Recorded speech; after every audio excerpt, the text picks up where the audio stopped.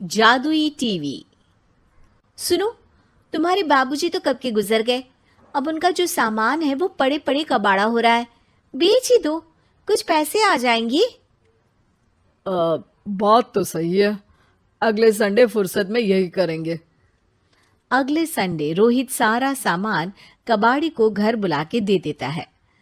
तभी उसकी नजर बाबूजी की पुरानी टीवी पर जाती है, जो इतने सालों तक कूड़े में पड़ी थी, फिर भी चमचमा रही थी। टीवी तो देखो, जैसे एकदम नई हो। हाँ, बाबूजी को टीवी देखना बहुत पसंद था। उनका सपना था कि वो टीवी पे आए। एक बार मौका भी था जब वो अपने गांव के गाने सुनाने किसी चैनल पर जाने वाले थे, पर मैं और मेरा भाई लड़ पड़े और बाबूजी को घर पर ही रुकना पड़ा। चला के देखें क्या? हाँ हाँ, क्यों नहीं, देख लेते हैं। पर शायद ही चले। बाबूजी ने उस लड़ाई के दिन के बाद टीवी देखना ही छोड़ दिया था। टीवी चालू करने के लिए उसमें केबल वायर लगा दिया जाता है। एक न्यूज चैनल चालू हो जाती है।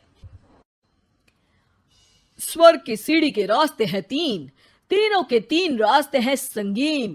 पहला रास्ता है सांप की बीन, दूसरा रास्ता घर में बिछा कालीन, तीसरा रास्ता कलकत्ता से चीन। ये क्या बकवास खबर है, कुछ अच्छा लगा दो। अरे आप बोलो तो सही, कोई अच्छी खबर सुना देता हूं।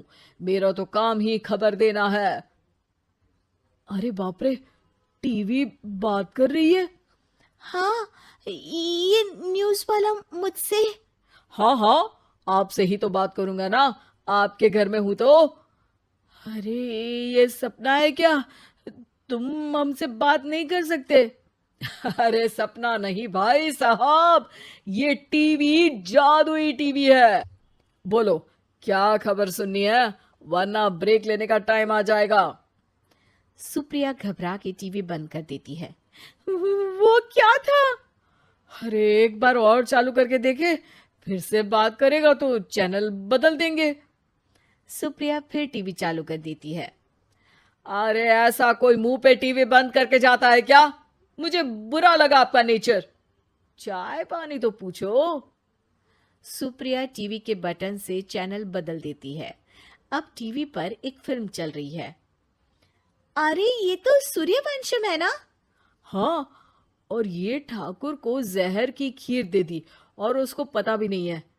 ए भाई, खीर मत पीना, उसमें जहर है, मत पीना। ठीक है महाशय, जैसा आप कहें। हाँ। अरे, आपकी बात मान ली, पूरी पिक्चर ही अब तो बदल जाएगी। मतलब ये सच में जादुई टीवी है? तभी वहां कबाड़ी आ जाता है। भैया, टीवी के 150 रुपए दूंगा, चलेगा? अरे 1.5 करोड़ में भी ना दे तुमको ये टीवी हम।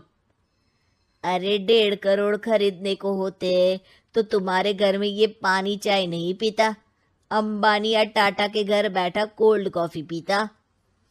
रोहित कबाड़ी का हिसाब करके उसे वहां से चलता करता है और अपने भाई शशिकांत को फोन लगा के बुलाता है। शशि थोड़ी ही देर में वहां पहुंच जाता है। क्या हो गया भैया? अरे बाबूजी का टीवी याद है? हाँ हाँ, जिसमें घुसे रहते थे हमेशा वो, और अपने को कुछ नहीं देखने देते थे। अरे वो अब जादुई टीवी बन गया है।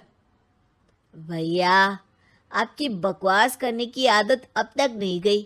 अरे आपके घर में बच्चे हैं, अब तो बड़ों जैसी बात करो।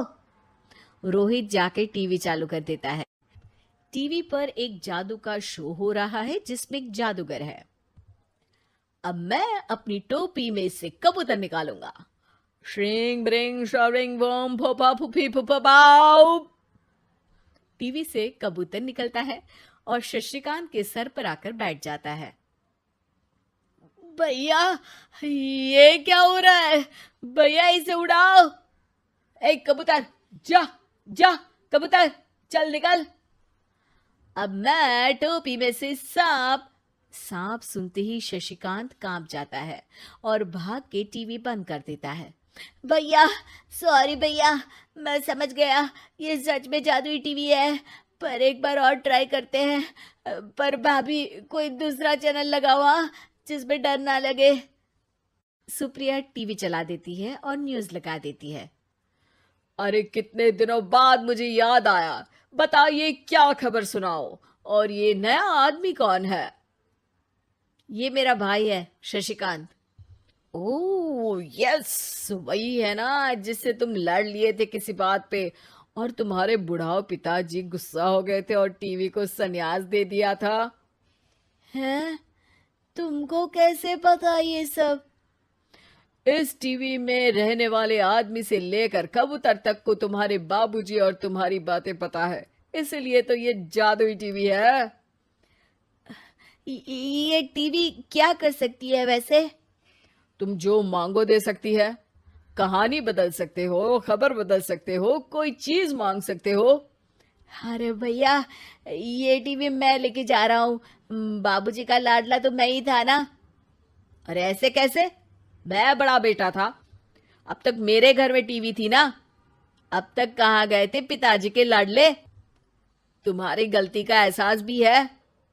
अरे भैया, ज्यादा ना बोलो वरना भूल गए आपके दांत तोड़ दिए थे मैंने उस लड़ाई में। मेरी बीवी के सामने मेरी बेइज्जती करता है। रुक दोनों भाई हाथापाई पे उतर जाते हैं। रुक, बताता हूं तुझे कि कौन बड़ा है। अरे छोटे का दम तो देख लीजिए आप। ये खबर आपके बाबूजी को देता हूं। तभी टीवी अचानक बंद हो जाता है। अरे शायद टीवी नाराज हो गया। और लड़ लो, आए बड़े खली बनने। टीवी से एक तेज रोशनी निकलती है और टीवी में बाबूजी दिखाई देते हैं। बापूजी आप? इतना चकरा क्यों रहा है?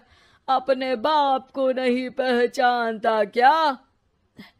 ये तो ऐसा ही है बाबूजी। प्रणाम बाबूजी। अरे चुप कर, तुम दोनों ही उल्टे हो। तुम्हारी वजह से मैंने टीवी में आने के सपने को छोड़ दिया, तुम्हारी लड़ाई की वजह से। और तो और, जितना मैं अपनी बीवी को नहीं देखता था उतना टीवी को देखता था, वो भी छोड़ दिया तुम दोनों की लड़ाई की वजह से।